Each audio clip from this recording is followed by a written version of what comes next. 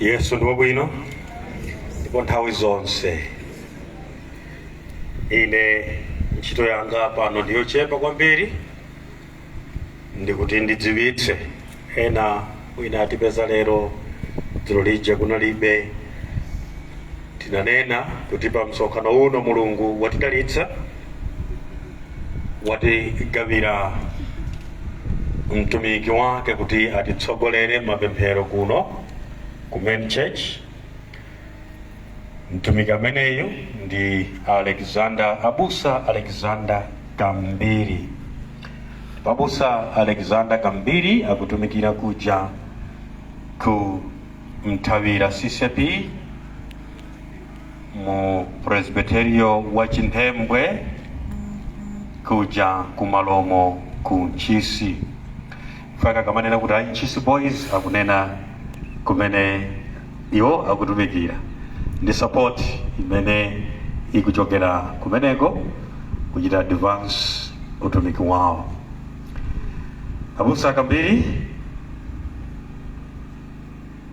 tinasankhanso posachedwa apa kukhala mlembi wamkulu wa chigwirizano cha abambo msinodi yonse ya Ngoma. Ndi mlembi wa chigwirizano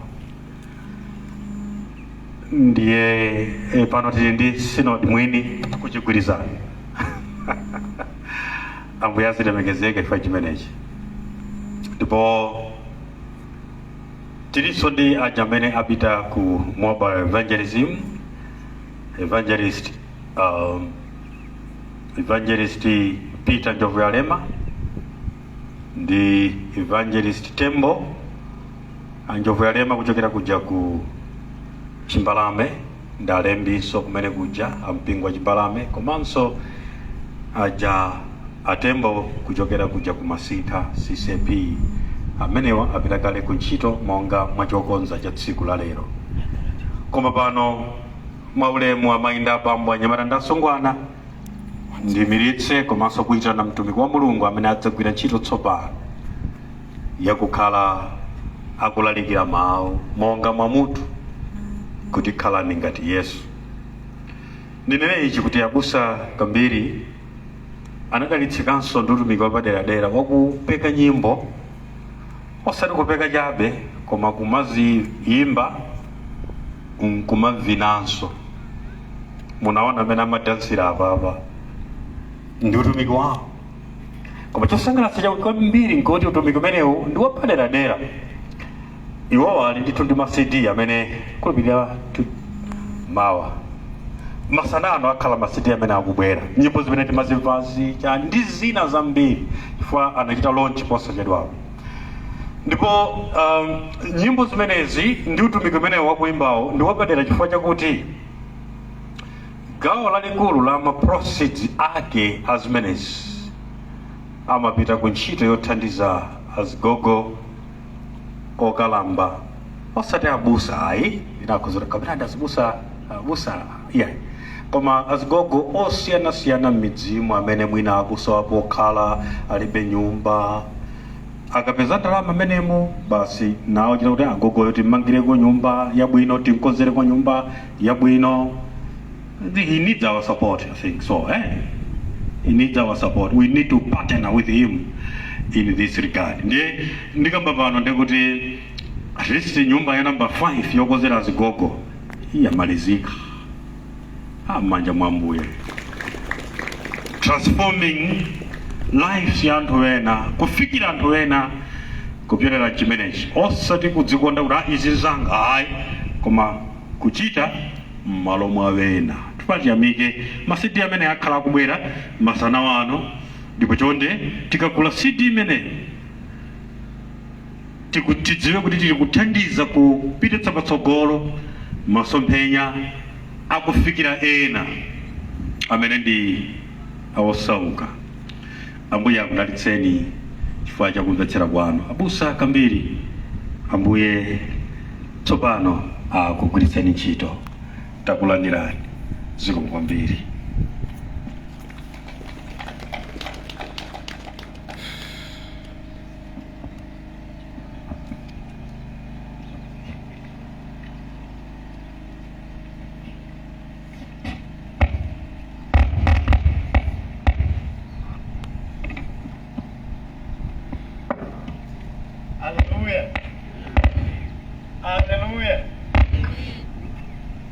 tiyamika Ambuye Mulungu wathu chifukwa cha chisomo chimene watipatsa kuti tikhoza kukhala ndi nthawi yabwino yakumva kulalikidwa kwa mawu ake. Okondedwa, Mulungu wayambakale kuti yankhula dzulo lija kuti ife tikhoza kukhala ofanana ndi Ambuye wathu Yesu Khristu. Ichi ndi chimene iye achiyembekeza pakati pathu. Dzulo timakambirana za kukhala modzichepetsa ndi kukhala chimene Yesu Khristu adakhalapo kale. Lero tipitirize mwa magawo ena ndipo tidzawerenga mawu a Mulungu amene achokera mu uthenga wabwino wa Mateyu chapter number 7.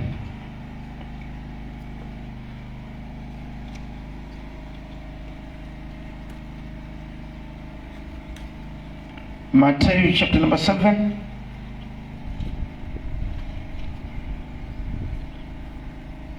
Ndidzamba kuwerenga kuchokera pa ndime number 15 mpaka na ndime ya number 23. Ndipo ndikugwiritsa ntchito chichewa cha lero. Mawu otsogolera kuti aneneri oona ndi onyenga. Verse number 15. Chenjerani nawo aneneri onyenga, amabwera kwa inu atavala zikopa za nkhosa, koma mkati mwawo ali mimbulu yolusa. Mudzawazindikira iwo ndi zipatso zawo.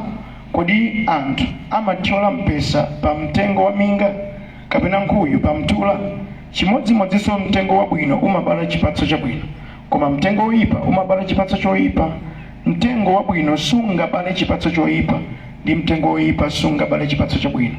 Mtengo uliwonse umene subala chipatso chabwino umadulidwa ndi kuponyedwa kumoto. Momwemonso ndi zipatso zawo mudzawazindikira. Si munthu aliyense amene amanena kwa ine Ambuye, Ambuye adzalowe mu ufumu wakumwamba, koma ndi yekhayo amene amachita chifuniro cha Atate wanga amene ali kumwamba.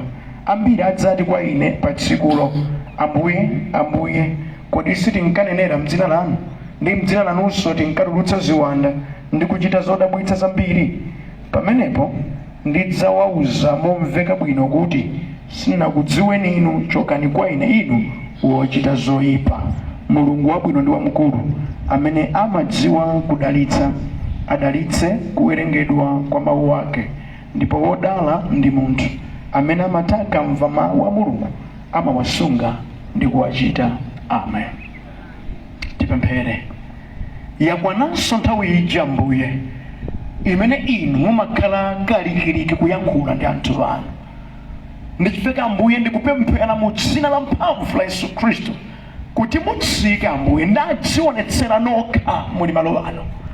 Muyankhule ndi awa pa nkhani yofanana ndi mwana wanu Yesu Khristu Ambuye wathu. Yehova, tamva zambiri, tachita zambiri, mwina nkuteka zonse timakangalika nazo sizimeneni mukufuna. Nthawi yakwana tiwuzeni tichite chiyani chofanana ndi mwana wanu Yesu Khristu.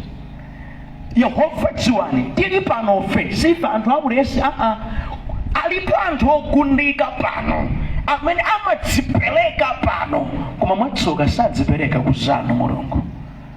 Yehova amalolera atuchemwali wangawo kukhala mu saluni kuyamba mmawa mpaka na madzulo, mutu wawo uli muchimpika osasuntha konse ayi, koma pazanu sakhala ndi nthawi yokupatsani. Afanana ndinu bwanji Mulungu? Chimwenewa Ambuye amalolera kugona mochedwa kuonera mipira ya kunja maso mpaka na kufira awa, koma muchalichi sakhalitsamo. Afanana ndinu bwanji? Awangota ngwanika Ambuye, amakonda kuyendayenda. Nthawi yawo Ambuye amayimwaza ndi zina zowapatsa iwo chuma, osati zokoza moyo wawo. Angafanana bwanji ndinoyo? Ndifeka mbere kupemphera mu dzina la mphamvu la Yesu Khristu kuti bwanji muvomere kuti pamene tichitaso zina zabwino zotithandiza moyo uno, tikhalenso ndi chithunzithunzi ndi moyo wofanana ndinu Yesu Khristu, na amafanana nanu muzonsezo. Kulani tichepe mwa Yesu Khristu. Amen. Haleluya. Okondedwa mwa Ambuye wathu Yesu, mutu umene tikutsatira kufanana ndi Yesu, khalani monga Yesu. Ndiye ndimati ndinene simungafike pokhala ngati Yesuyo osamudziwa kuti ndi ndani amatani. Ndipo kapuka mutafika pozindikira kuti mdziko lino Yesu amene ndikufuna ndidakhala naye amachita izi, ndipo ine ndikupanga chiganizo chakuchita zomwezo. Amene zimatengera chiganizo cha moyo wanu. Tinene pano mmene tonsefe tavalira panalibe wina ananyamula chibonga kuti vala chotererero. Ayi, ndi chiganizo cha mtima wanu. Mutakhala ndikulingalira munaona kuti ine lero lino ndioneke motere. Mphamvu imene Ambuye adatipatsa ife ngati anthu, ndipo imene imafunika kugwiritsidwa ntchito pakena kalikonse ngakhalenso pazokhudza kumwamba. Ameni. Now, mawu a Mulungu amene tawerengawa Mateyu chapter number 7. Yesu akuona vuto limene opemphera monga inu ndi ine timatha kukhala nalo. Vuto lakuti timakhala wanthu oduduka pa zinthu zobeba zosangalatsa mtima osati chilungamo cha Mulungu. Okondedwa, si wonse okhala m'mbali mwa manda ndi kuti amatambayi, kwina kumakhala kusowa kwa malo. Takazoveka ngani? Kwina kumakhala nde ungopanga generalize kuti popeza zachitika modera therefore zili modera. Sinthawi zonse zimatero. Si wonse ndi ovala chigwirizano ndi kuti adatembenuka mtima, sizoona. Si wonse amene ali mu mpingo lero lino ndiye kuti iwonso Yesu adamuvomereza. Ena kutheka amatha kubwera ku church ndi zolemba zofira m'manja, anakhoza koma nthawi anayitaya, anatere zatha. Ena somwe nankutheka ngobwera umakambira amavina moti zona ndikangochiwa kuvisazo bwana mzangovina kumapita osankhulira kalikonse mawu onse nayankhulacho osapapola nchimodzi chomwe. Ndi mudafusani bwana mudadzatani mcheri chimuno, tafusani mudadzatani mcheri chimuno, tafusani mudadzatani mudadzatani mcheri chimuno. Chifukwa ngati simufika pakukhala ndi chiganizo cholimba pamene papa mudzingochereza zilizonse. Ati ndimati ndinene masiku ano wazafika pochititsa manyazi. Chifukwa nchani? Satanaso naye akudzimveka ngati na Yesu akupanga nawo zambuyezi ndi amene akulakwitsa anthu ambiri mchali chimono. Ndi chifukwa Yesu adanena ineyo sindine ofanana ndi ndani kuti ndi amenewa, ndipo adachenjeza. Ndipo Yesu pamene amachenjeza za aneneri onama amadziwa ambiri amenewa ali kuwatsata. Ndikambe zoona atu apa nkutheka tamwa mijere yambirimbiri arifuna kudalitsika. Ndaonapo ina anthu ambirimbiri I receive mpaka na vimasozi kukula chifukwa ngati I receive day I receive kukanga ndi chiphanza munthu kupampa koma usachita kalikonse. Chifukwa chiyani? Alakwitsidwa moyo wawo. Si zimene Yesu adanena. Principle ya mawu Mulungu simene ndikukuza chuma chawo chene ndikuyika pangapa, ndikukuza chuma cha yawo ndikuyika pangapa. Siziteka, simulemera, sizingateke. Nkhani ya ndalama siyenda motero. Munafuna mugwire ntchito ndi manja wanu, ndipo malemba anene kuti adzadetsa ntchito ya manja wanu. Abusa ndifuna ndikwati iweneyo, ndikufuna ndikwati ndipempherereni, ndikhoza kusanjika manja mpaka na pamutu chitika dazi nzotheka, koma ngati sulola banja silibwera. Siziteka. Unafunika kakuyimitsa uyime. Usikafusira mako munthu safusira mako. Vomera ngati wakhutitsidwa mtima, khala naye mvetsetsanani tidzamanga ukwati wanu ziteka. Mukudziwa nthawi zati malimbana ndikuboleza papa ndikuboleza apa yani khomo lili apo kodi mukabola apo simuononga osangopita pa khomo nkudutsa bwanji kuno bwino.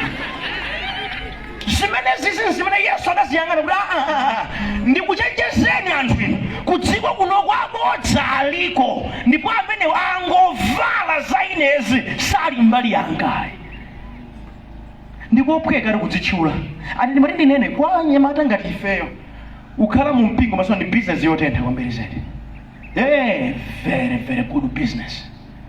Chifukwa chake anthu feti ndi zosowa zambiri. Ndi akangochenjera munthu pakamwa kunkuna mizani nanga munthu walema ndiwo wathodwa umafuna zimene zomwe changu kwambiri zedi. Ndikuona amayi ena ake banja lawo limavuta apapa sangalephere. Sizingateke. Sitonse amene zikutiyendera ayi. Ena suzuyenda ndithu. Ndipo okondedwa ngati mukufuna kudalitsika envelope yanu ikhale yonenepa. Madalitso ambiri amapita ndi kupereka kwambiri, ndipo madalitso ochepa amapitanso ndikainivapo kochepa zili ndini musankhanuka kuti Ambuye achita chiyani kuyankhula ngati mngelo achimwene alima mpala weniweni. Yesu adaona kuti izizi kuti ndichisikirire izizi zipenta dzina langali molakwika ndimati ndinene mukadzaona wena akuchita za Yesu zomolakwitsa sinde kuti Yesu ngolakwa koma kuti iwo angovala ndipo akunamizira kukhala Yesu. Mukadzaona Khristu ena ake adavala ku Khristu koma sakuchita ngeza chikhristu angovala akukhala nawo maonekedwe achipembedzo koma sachita zimene Mulungu amanena. Ndiye Yesu akuti chenjerani samalani mupewe aneneri onyenga amene amabwera kwa inu ngati achilungamo koma ali abodza. Ndinene ine ndazionapo ndili kumpingo kwina mneneri wina adauza anthu chaka chino kondedwa ndalandira vumbulutso lakuti simukathira fereleza kumunda kwanu mukathira mchenga. Ine kanimaganiza ine sinditakumvetsa inu anthu ophunzira amimba zawo zojinja umakanenga ndi mchenga kuti mprofeti ayazimene akondedwa mumaganiza bwanji mutu wanu uli kuti ndimati ndinene ndikuwuzeni kanthu anu ndipitiriza nkhani imeneyi. Mawu a Mulungu owunikiridwa mu mtima mwa munthu ndi amakhala vumbulutso koma maganizo a munthu onamizira Mulungu amakhala vandamutso wali vandamula pena pake pa maganizo wake si Mulungu ayi. Kamundipetsa kani ndi ambiri tikuyendera mavandamutso osati vumbulutso. Fa vumbulutso ndi chiunikiro cha mawu a Mulungu moyo mwako. Mulungu afuna uchite modere ukachita chimenecho ndiye chifuniro chanu kuti cha Mulungu imene vumbulutso ndipo Mulungu amapakira vumbulutso lake chifukwa ndi mawu ake. Koma ambiriwa ndi mavandamutso kakhala moneka amamveka mokoma ndi mavandamutso. Iyi sinimapita ku saluni ili chifukwa saluni kunjako ndi ziwanda iyi mama adatero kapena kusowa kwa ndalama moyo mwanga. Zinazi Mulungu sisi mawu a Mulungu asizo tapetsa mkulu amene yakuti ngati mmalima tani yakasi mupangika kireti kuti ndi malumba ngati aferereza ndipo ndalama imeneyo kubweretsa kuno ndiye mukalero mukatape mchenga munda kwanuko ndiye basa dakatapa mchengatu upereka inivobu abwani mchenga wawo ndiye mano vukula mango kashaka shandikete glory Jesus glory pita anthu kathira mundalo tichimanga ufulira apa angadzachita ukumba chimanga njala yochita kukonza kwaona uchita zimenezo anthu ayirenji titu anatero tamano mgodi anatero zewize haya muna anu achani chiwanda amenacha ni chiwanda mmadana nawo mwene mudafa kwa profeti wala muna anu chiwanda akakuleka mukwati wako kuti mawu a Mulungu abatera ngati. That's why Mulungu Yesu akuti samalani chenjerani ndipo amenewa munafunika mfema 7:2 muadziwe kuti awawa sachita mofanana ndi Yesu. Ndipo Yesu kuti mumudziwe fetsani mawu ake amati chani. Ndipo Yesu amati for example mwaonerapo maskrini mwanu kuthenga timakiribi tali ma deliverance akuchitika lero ino mwationerapo mudawerengako pali kuti Yesu amatero kuti Yesu wemphera mzimayi mama mugwira pa mimba koma mugwira mzifuwa kumano wina naona kakakiripi kena urenga munthu ari kumumeyitsa kumipando pa akuti au chiwanda mudabva kuti Yesu amatero mpali Yesu adatenga michere kuti bwirani michere imene tsono mchere kenaso phunzira muli chilomboni ukaumwa mchere uja umasuma kumanga chizumbazumba masaza ndi ukasaza ziruruka ziwanda iyayi sizonjo ndunama ine kamarere ino motizoona muli hai God of abusa kambiri ino Mulungu wanu nda ngati Mulungu wamwe mbayi ngwanga yekha ino wanu ali zumveka ngati zokoma koma sizimene Yesu adanena. Amen. Ndiye Yesu akuti samalani ngati simuwadziwa amenewa akupwetekani chifukwa aneneri onyengawa anyamula uthenga wabodza osiyana ndi Yesu andi amene akupangitsa ngati za Khristu zioneke ngati zombwambwana zopepera andi dzina la Yesu likuchititsidwa manyazi ndi kusapatsidwa ulemu chifukwa cha anthu amaganizo kuti amenewa ndi Yesu wanyike uti amene akhoza kumalolera kuti munthu yemweyo adzilalikira yemweyonso akhale munthu wachimasomaso. Yesu wake uti ndi Yesu wake utokondedwa amene akhoza kumasangalala ndi munthu amene ndi wankhanza kubanja kwake ooneka wabwino kwa ena. Ndimati ndikamberano apa ena mulipo ndinu good people kwa anthu ena, koma anthu amambala kwa ana wanu ndi akazi wanu. Ina ndimbusa mundikhulupirire, ndimayenda makomo anthu ambiri ndaona apo azimayi akundigwadira ine akutsogolera amuna wawo adali kakalekale kwakulikalekale. Ndimakonda kukumbutsana azimayi sindine mamuna wanu ine, nabanda wanga kwini ndili naye agwadire ine, inu mgwadira amuna wanu. Patsani ule mamuna wanu. Ndimakhumudwa ine chiphamaso chenicheni ine ndimatisule mwayi mbale zabwino za mnyumba mwanu mudasungira alendo, koma ogulayo kambaleka kumene amajere kumvetsa chisoni. Ine akazanga ndauza ayimayiwe mbale bullet ine mlendo ndiye naonse odzangolya kudikiza zibwera kumbuyo chifukwa iwe ndi ine ndi anu wake nyumba ino. Ana wathu akondwere sadzapeza bambo wina, ndine bambo wawo. Amen. Nde ine ndimanena kuti chimene chine chikhristu chifukwa ngati ulephera kukonda banja lako ukonda bwanji anthu ena. Tiyerekeze bambo amene kunyumba kwake sadasiye ndalama ya ndiwo, amene kunyumba kwake zinthu sizikuyenda, tindipe pasande panopa akupereka kwambiri zedi, akupereka ndalama zambiri. Kodi ana wake angakondwere ndikupereka ko? Akazi ake angakondwere ndikupereka ko? Singateke. Ena ati mungofera kufuna kutchuka, mungofuna tizikuonani, koma likhulupiriro lanu loyipa. Mukufuna tizikuona tauna musakuzolike tindi mukufuna kuti tizikuonani, koma chilungamo chake moyo wanu sumenewo ayi. Mukukhala abwino kwa anthu pena ndiye umambala tikunena umenewo Yesu samatero ayi. Yesu amendera chilungamo. Kamundiva kaya tandipetsani ndinu ichi mudziwe kuti ngati moyo wanu susamala ndi amambala amenewa amene akuyenda ndi kumapereka uthenga wabodza kwa wanthu, muvutika. Chimene mungagwire mugwire mawu a Yesu osati mawu a anthu, muthandizika. Tauzane bano neba gwira mawu a Yesu, usagwire mawu a anthu, uvutika. Ena mukudikirabe mpaka na banana ndinenera ineyo kuti ndidzalemera, mukula mulemera. Ubwino wa Mulungu adayika kale ndondomeko zake zakachitidwe ka zinthu. Ukatsata zimene mawu a Mulungu akunena, moyo wako udzakhala wabwino. Malemba akunena pena akuti ngakhale mudzakhala womvera wofuna ndi womvera mudzadya zokoma za dziko, mumvere na Ambuye. Adayika ndondomeko zanje Ambuye zakuti anthu kudziko kuno akhalire oyankhula mawu amenewo ndi atumiki a Mulungu, koma iwo ongofuna kusangalatsa anthu akupweteketsani. Vanda mutsonele mabwera rai mzimu wandiuza kuti 40 days fasting. Iye onena kuti 40 days fasting iye akudya kunyumba kwake, iwe nkumangochoka chimwene. Mzimu wanena kuti ife azimayi tikangopemphera kuphiri koma kwa amuna wathu chisatsazike, banja lipezekapo. Akakukalipirana amuna anu omata chiwanda amuna anu palizero. Mapemphero achilendo ouzidwa ndi anthu ena anelo ifana nyelo onyenga chimamafuna nkungofuna kusangalatsani, mudzikondwera nawo.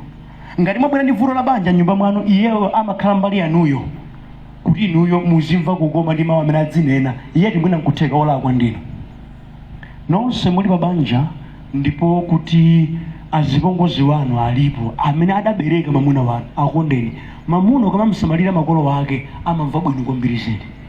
Osati waamuna abale awo abwera iwe ndi chisunamo ngati njira yopondaponda sizigwira zimenezo moyo kusimateka. Ndukapanizoona alipo toyena madana ndi azipongozi wanu sabwerako kuno kwa azipongozi wanu, koma kuti amuna anu aja akule adavurika nawo kwambiri zedi. Kuti mudzapezeka muli mu 47 muno ankulu amene uja akaralire akaradwale mherezi mpanyikize anali mavuto akulu adapirira munthu wamayi kuti akakhale mamuna wanu. Inu kuleka bwanji kumuyamikira? Ndiye mtumiki wa Mulungu ngati amene uja ndi chiwanda, inu basi mupemphera Ambuye ndikupemphera fiti imene ife akafa mwanu khala bwanji. Pewani aneneri onyenga akupusitsani, akupangitsani china chake chooneka ngati chikhristu, koma siyani kuti chijawa chimati chonga ngati si chocho, chonga ngati si chocho, nchonga ngati. Ndi anthu ambiri akubweretsa zonga ngati chikhristu, koma si chikhristu. Ndi malemba mudzawazindikira pa zipatso zawo, chifukwa mtengo wabwino wina uliwonse umaperekanso zipatso zabwino, ndi mtengo woyipa umaperekanso zipatso zoyipa. Sizingateke mtengo woyipa kuti upereke zipatso zabwino, zosateke. Equation imene sibalansa. Alipo ambiri chichirikation kuchalichi koma moyo wanu osalapa siziteka kukhala munthu wabwino.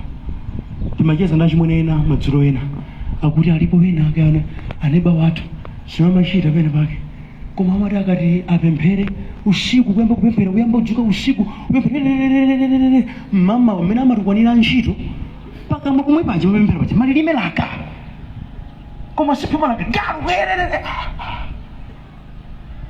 ajama pemphera aja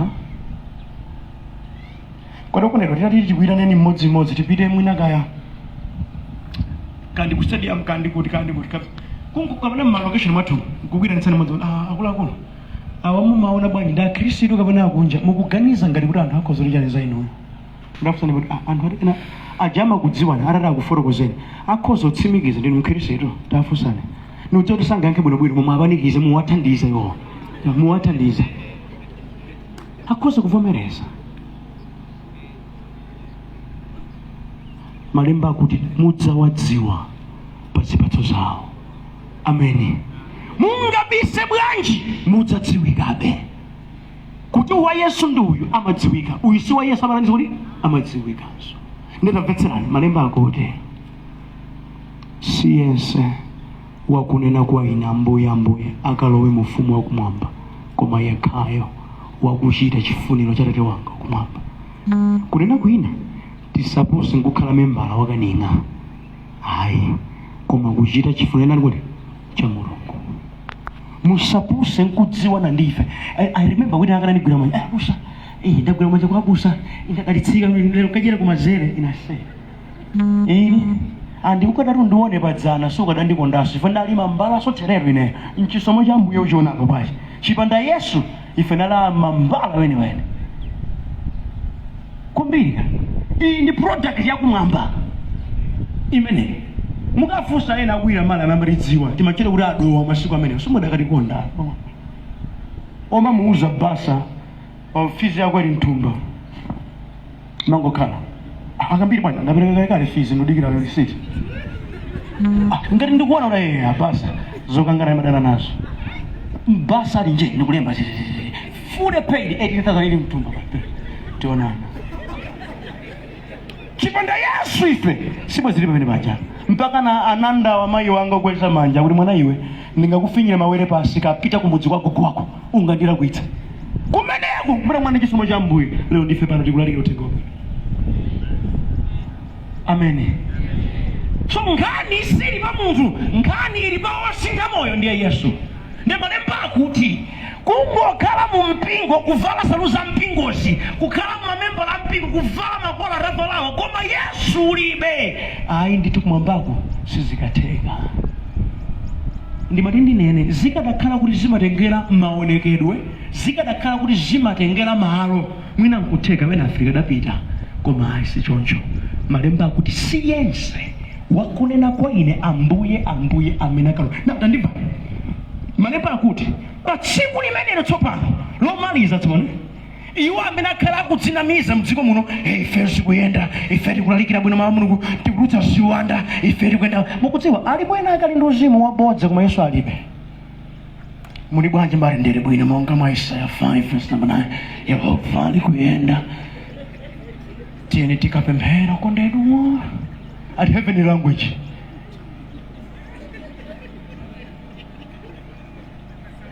Ni manini nene kupemphera kwamenya zinthu sindiye kuti chifuno cha Mbuye. Haleluya kudedwa Yehova ndi wabwino ayinde ena so alipo mmanamizana malomo nena kuti Mungu opemphera zoti Mulungu amve basi mapusana malilime arumakamba njinga za moto Honda Kawasaki Suzuki Yamaha liko zikutangwanikitsa inkamba simene kumwamba akudziwa kuti mwana wake akuyankhula bwanji zikupusitsana zimenezi.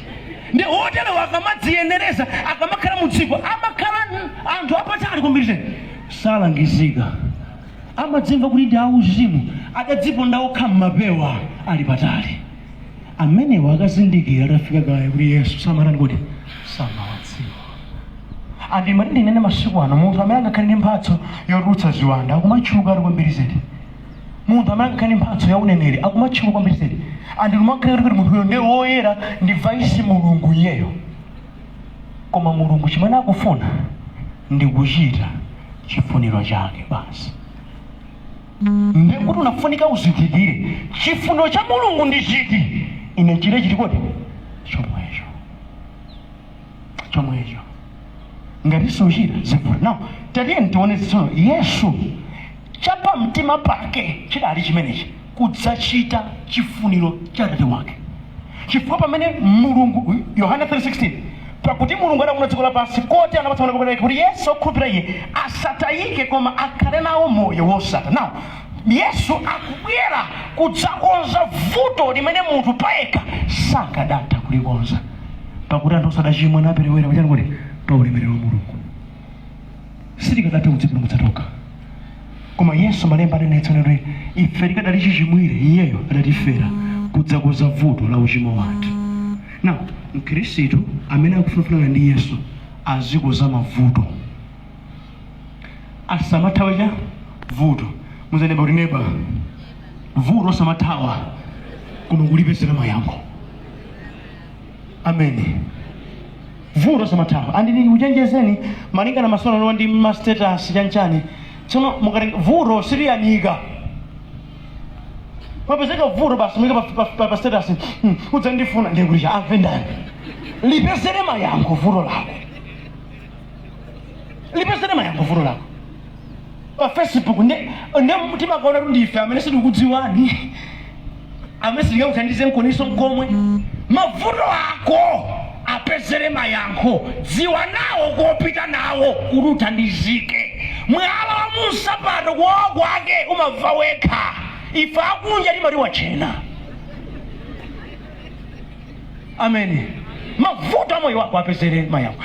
Yehova ataona dziko lapansi ananga sana ndimvere alakwitsa chimene danena adapereka solution ndipo Yesu adakhala yankho kuvuto la anthu a dziko lapansi.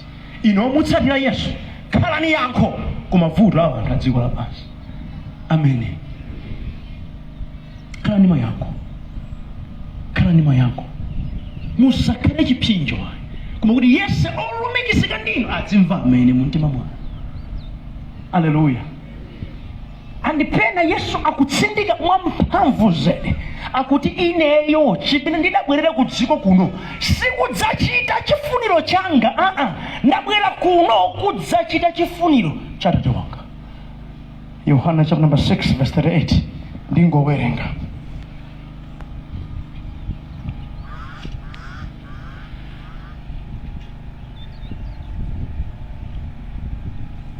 Akuti pakuti ine ndinatsika kuchokera kumwamba osati kudzachita chifuniro changa koma cha iye amene anandituma ine. Amen. Ndiye mutaonanso Yohana chapter number 4 ndime yake ya number 34 mawu a Mulungu akuti Yesu anati chakudya changa ndi kuchita chifuniro cha iye amene anandituma ine ndi kumaliza ntchito yake. Hallelujah. Ino chifuniro chanu mchotani mdziko mudzatani kudziko kuno mudzachitanji. Yesu agwira unena kuti ineyo ndabwera panopa kuti ndidzachite chifuniro cha Atate wanga. Ndikuti mwina aliyense amene ali mkhristu pofuna kufanana ndi Yesu anafunika akhale chiganizo chimenechi. Ine ngati mkhristu ndimachita chifuniro cha Atate wanga. Funso langa kodi kulalatako chifuniro cha Atate wanga?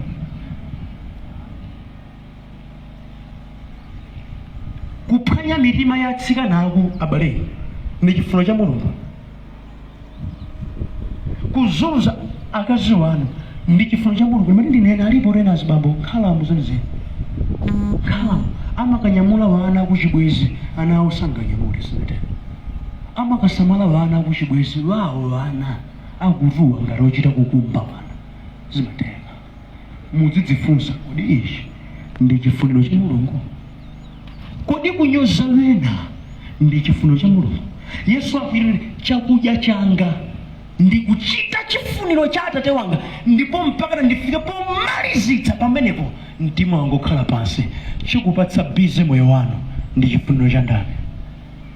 Awuzane neighbor busy chifuno chake nchayani tauzani. Musaope sanga kumenyeni ni mchati chifuno. Amasuleni amadzimva kwambiri tafusani. Kodi pizza amene chifuno chake ndi chandani. Ndi chandani. Chifuno yomuntu angwanika nacho. Ine ndikulesera ngwanika ngati. Hayi. Koma kuti pamana mbala wani pamoyo wanu pali zake. Okondedwa kugwira ntchito kupeza ndalama zodzisamalira ndi kwabwino kwa musayi wake kuli yawe kumwamba. Okondedwa nene makhala ndi maganizo muna pepani ndi magaza mwachilendo.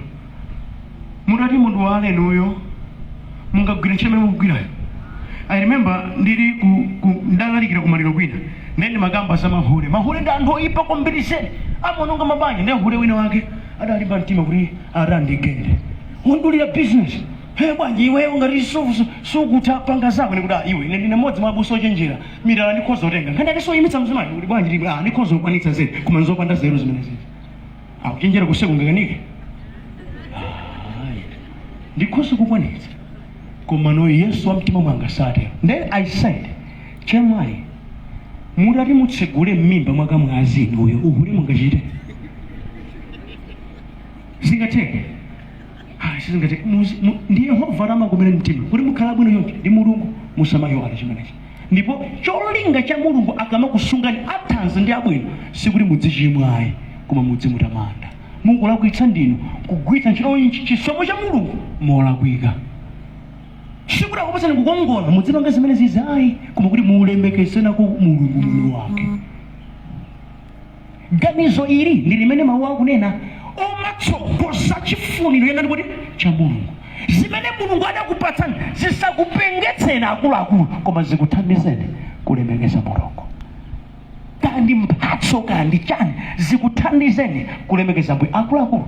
Tiye tingoganiza mmene Yesu amachitira muja mphatso ndi mphamvu zizichazo adakati ndi profeti wa masiku ano ndi mbusa wa masiku ano ndi mlaliki wa masiku ano bwezi zili bwa bwezi ayenda sewa pasi monga machita Yesu muja. Mumalalikira kwa nusu vesi koma matamake nusu vesi koma tama ujipopo koma Yesu sadatero amakhala pa wina aliyense. Masiku ano kondedwa kunena kuti ukumane ndi anthu ena ndaphunzira ine pokhala neso mbusa ma appointments like adi ifeyo akula kuti samane kwambiri zedi makamaka chipezo chathu chino kukakumana nda abusa akarundine ndikungogona kunyumba kuyamwe umango yasama akula mpingo achinga ufuna kumana abusa dikira kai sunga lowe kumene kuwamba iyaye ukakumana ndine mwana unanda wodwa chifinanga ine basi chinga Yesu amatero Yesu amakangodzipereka yekha ambiri taikapo matama koma Yesu samatero pokwaniritsa chifuno cha Mbuye adadzichepetsa yekha. Tsono mukudziwa Mulungu zinazi amachita kuchuna daladala poyang'ana mtima wanu ngati ine ndimati ena amanyada ali ndi wiribala koma kunyozera anthu ena wiribala nangati Mulungu wapatsa galimoto anthu ena angamwe madzi ndi Mulungu amangochuna m'bale wanga uthera pachani kuti pakulipira pomwe malingana ndi kuyipa kwa mtima wawo. Chifukwa chifuno cha Mulungu nchakuti akakudalitsa iwenso khale dalitso mwana kuti kwa anthu ena. Ka position kamera kupatsani kunchito acting chabe koma guys nda momodziwa kuti I'm the acting therefore ndimafuna Yehova akuri akalirera wao pavura lembani wina arengezi mwachangu moti madalitso ena Mulungu tima wasasa toka malingana ndi mtima watu kusasamala zinthu zimalira mtima wanu. Amen. Auzane kuti neighbor sinazimalira mtima wako kupanda kusamalira sizingatheka. Yesu chisomo chimangokulabe chifukwa ndi passion pamaso pa wanthu amafuna adakwaniritsa cholinga kuti cha Mulungu. Andimati ndikuwuzeni munthu ukakhala ndi mtima osadzikundikira okuthandiza sasowa ayinetu tsiku lina ndimacheza ndalongo wena manena maabusa thandizeni kutsa mnyengo yovuta ineyo ndikatere sizuyenda Neni kuti chemwa mumakhala bwanji ndachemwa ali amatama kwambiri kumafuna kukwatiwa ndani mamuna angafune mkazi olala sizitheka malemba amanena pena ati mayi olala ali ngati nyumba yodontha sagonetsa tulo amaonerazo sizingatheke ukudziwa munthu amene amakhala ndi khalidwe loyipa amapitikitsa ena ora akamuthandiza alipo madalitso ena amene mulungu akhoza kutsani direct koma alipo madalitso ena amene mudzawapeza mutalumikizana ndi ena basi kupanda kutero simudzatheka. For example ndikadati ine ndabusa timanyozana kuopsa mpaka ndingangadzapo ndapo sinakatheka. Tsano inuyo mumafuna mukhale dule anga mulungu adalenga nokhalo pamaso pa anthu muthandizika chisomo china Yehova adachika mwanthu ena ngati simulumikizana nawo simuchipeza. Timakamba ndabusawo mwambi wina mati ngati ukufuna uve pwerera kumbwa khala pasi pa mtengo wakachere dikira, take your time. Ndio utaziwa kuti kumbwa amaseka chorerere chifuna dikirira udaka kwanda upezekapo sukadamva zilipo zina ngati sulumiza ndiyena nakhandi khalidwe labwino sizitheka kwina kuti mukudzipopa pachabe paya popanda ndi zeru zomwe madalitso akupangani bypass khalidwe ndi chuma ndatamuzalepo kuti ukumva zimenezi neba iwe muwathandiza amene undivula lopya lauzaza ukumva zimenezi ndachada amene kwambizini akufatsa ngati zoona koma uthandizika tambetserani Yesu munga mama wa Mulungu Luka chapter 4:18-19 akuti mzimu wa Ambuye ali pa ine wandidzoza ineyo kuti ndilalikire uthenga wabwino kwa osauka amsinga amasulidwe osaona nani kuti aone sadati kuti mzimu wa Ambuye ali pa ine kuti chine matama mabodikala akhale mbali mwangamu azilemekeza sadatero ayi chisomo chimene Ambuye akupatsani Mulungu apindula nacho motani akuti mphamvu zimene Yesu ali nazo zinali zokwanitsira utumiki andikuchita zinthu zikusiyana kwambiri nane onyengaja amene iwo amadziyang'ana iwowo osayang'ana za chifuno cha Ambuye ndi anthu ena koma Yesu akuti ine ndabwera kunena kuti awo osaona aone awo amsinga amasulidwe awo amene sanafa uthenga wabwino awumve uthenga wabwino ndiye cholinga cha mphamvu imeneyi. Mukudziwa madalitso amene Mulungu akupatsani ali ndi cholinga akufuna utumiki wake utheke. Abusankhoma ndikufunsani ndipo mundiyankhe kuno ndili kuno kukaninga ndikamawerenga Baibulo ine ndimamva kuti ana Israeli akuchoka ku ukapolo ali mchipululu muda alibe magalimoto muda alibe ntchito samalima madirekera la muda alibe amadya zochirutsika kumwamba uzopezeka ndi Ambuye amenewa adali ndi chipumpu mtima cha ku ukapolo kumene adachokera auchoka ku ukapolo chovala chimene amavala ku ukapolo amati bwa rose koma nomwina nkutheka idani dzina lina amenewa Mulungu akuti perekani ndikufuna ndimange chihema wanga. Bible limati adapereka mpaka na kukwanira mpaka na Mose adakapereka cholengeza wokondedwa musaperekenso zakwana. Muli ku 47 kukaninga ama business amakhala kuno nyumba alinazo anthu akuno ngodziwika ndipo area ino autonse timatika ku Blantyre kumadya osamalisa ngati fa kuno ku 47 kuno ndikuzani pena soma nkachete kuti nesa mwina dalitso limeneli kavene chifali samalakalaka adatero Abusankhoma mudaperekako zopereka kuno mpaka na kulengeza kuti zakwana musabweretsenso kuno zachirikapo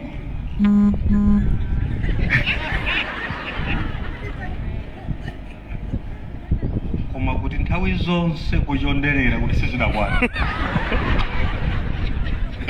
Haleluya. Komati tinengati timapereka monga mmene Mulungu amatidalitsira.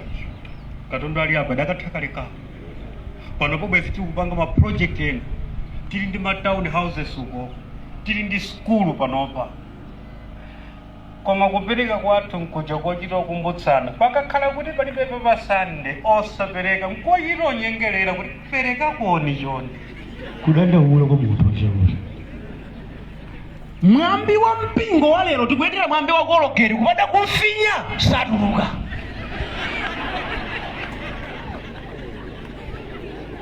Komano ine awa amandigwira mtima awa opanda maspika ngati yawo chifukwa ena amulipo kupanda kuyika rekodi simukapereke koma anayikamo petulo ya dizilo ndi mapereke.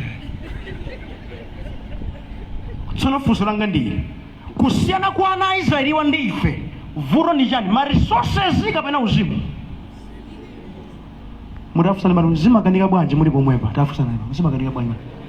Zimalephera bwanji muli pomwe? Ayi asakhetsa sakumva afusenso zimalephera bwanji inu mulipo? Tafusana zimalephera bwanji muli pomwe?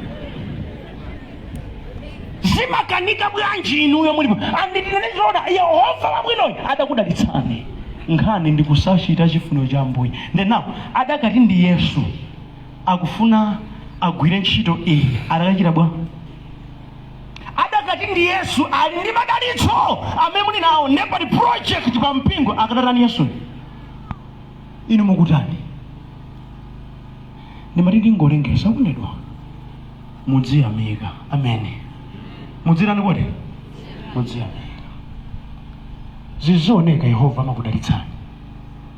Kudzisamalira ndi chimodzi chakuyamikira. Ndikambirana nonse amene mwina Yehova akudalitsani koma nokajekerekano komwe kopsa mdzuwa kwa ankusuliza mudziyamika. Yehova akudalitsani. Yehova akudalitsani.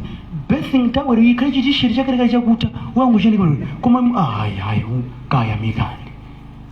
Mudziyamika Mulungu. Awa anaize adayamika Yehova kuti ngakhale tili nazo zokhazo tilibe ma advantages ambiri koma watero ndi Yehova kuti tichite ife chifuniro chake. Wotelewa amtima amenewa ndi amene amafanana ndi Yesu. Yesu adachita chimodzimodzi. Ofuna kuti china chake chinthu chithandizike. Pena Yesu akunena mawu mwana wa munthu anadza kufunafuna ndi kupulumutsa chotayikacho. Ndikuti ndikabize ndibize kufunafuna kuti mpaka na chotayika chipulumutsidwe. Apo until adakwera mtanda magazi ndi kutsika kuti inu ndine tipulumutsidwe. Yesu amarero inu mutani. Afande kuti neighbor, Yesu amarero inu mutani.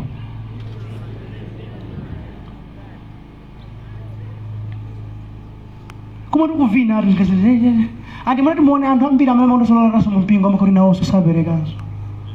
Koma ngapakamwa kwambiri zedi mtsogolere kumasamala atu zimenezi. Ene nandiuzapo nandipatsakono ubwesa majumbo a bread tsogolere.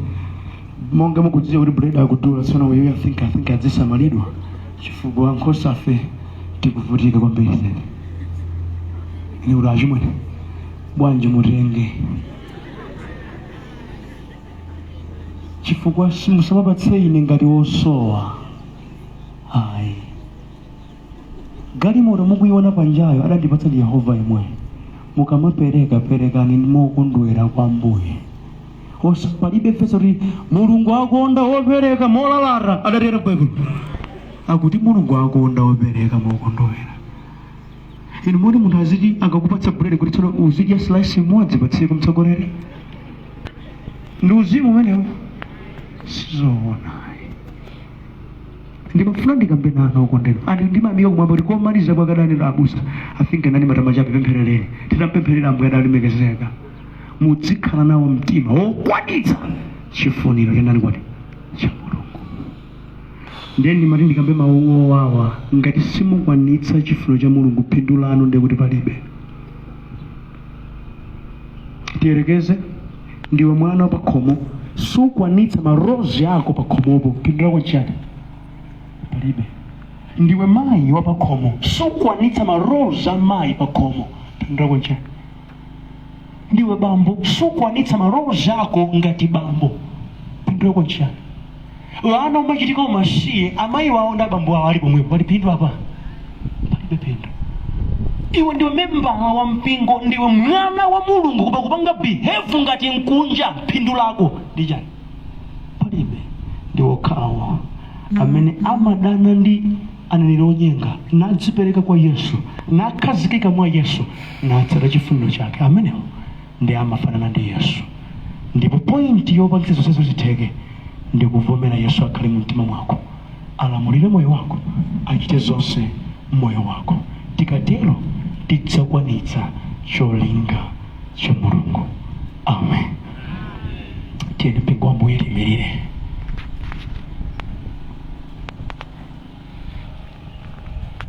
Monga mwa mawu amene tamvawa, lanu langa likhale pemphero. Ambuye mundithandize moyo wanga ufanane ndinu.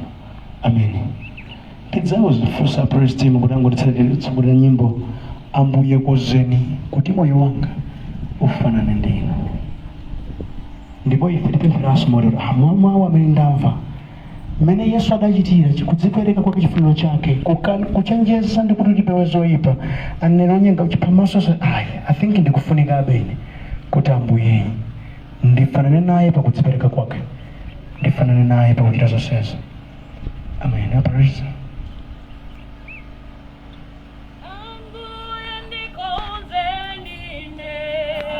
Ambuye kozeni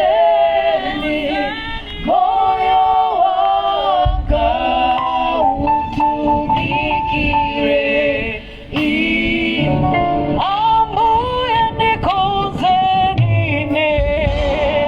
moyo wanga